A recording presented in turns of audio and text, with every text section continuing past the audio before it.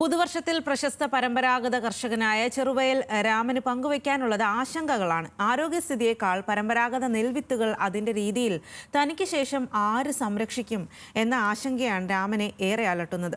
കാലാവസ്ഥാ വ്യതിയാനം ഉയർത്തുന്ന ആശങ്കകളും ചെറുവയൽ രാമന്റെ വാക്കുകളിൽ പ്രതിഫലിച്ചു.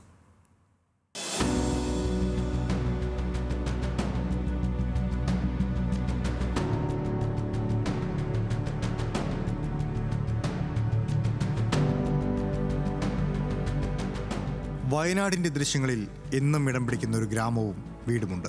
പരമ്പരാഗത നെൽകൃഷിയും നെൽവിത്തുകളുടെ സംരക്ഷണത്തിനും ജീവിതം ഒഴിഞ്ഞുവെച്ചതിന് രാജ്യം പത്മശ്രീ നൽകി ആദരിച്ച ചെറുവയൽ രാമന്റെ വീടും ഗ്രാമവും.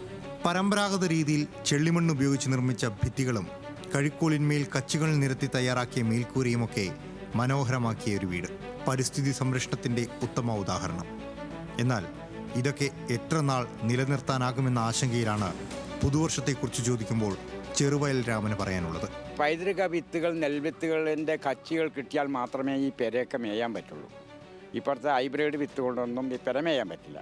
ഇപ്പം കണ്ടില്ലേ, പ്ലാസ്റ്റിക്കൊക്കെ കൊണ്ട് കെട്ടിയിരിക്കുക.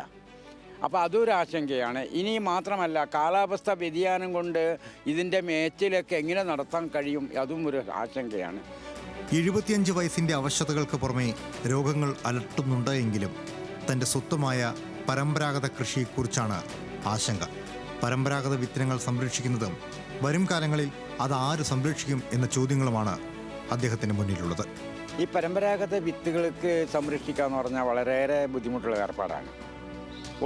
ഒരു ഭാഗം പരമ്പരാഗത വിത്തുകൾ സംരക്ഷിക്കണം. അത് ആര് ഇനി കൈകാര്യം ചെയ്യും എന്ന് നമുക്ക് ഒരു ആശങ്കയുണ്ട്. പ്രായം 75 ഞാനൊരു രോഗിയാണ്. അപ്പോൾ ഇത് ഇനി ഈ പാരമ്പര്യ വിദ്യ ആര് കൈമാറും, എങ്ങനെ കൈമാറും, ആര് ഏറ്റെടുക്കും എന്നൊന്നും നമുക്ക് ഭയങ്കര ആശങ്ക അത് ഒരു ഭാഗത്തുണ്ട്. ആശങ്കകൾ നിരവധിയാണ് എങ്കിലും എല്ലാം മറികടന്നേ മതിയാകൂ എന്ന ബോധ്യവും ആ മനുഷ്യനുണ്ട്.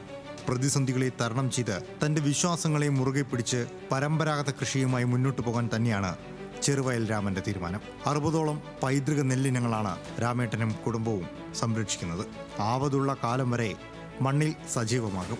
ഈ മണ്ണും മരങ്ങളും സുഖശീതളമാർന്ന കാലാവസ്ഥയും എന്നെന്നും നിലനിൽക്കണം എന്ന പ്രാർത്ഥന മാത്രമാണ് ചെറുവയൽ രാമനുള്ളത്. 2024 ഉണ്ടായിരുന്നതും 2025 അവശേഷിക്കുന്നതുമായ കർഷകരുടെ പ്രശ്നങ്ങളാണ് ചെറുവയൽ രാമേട്ടൻ നമ്മോട് പറഞ്ഞത്. ഇത് പരിഹരിക്കപ്പെടണം.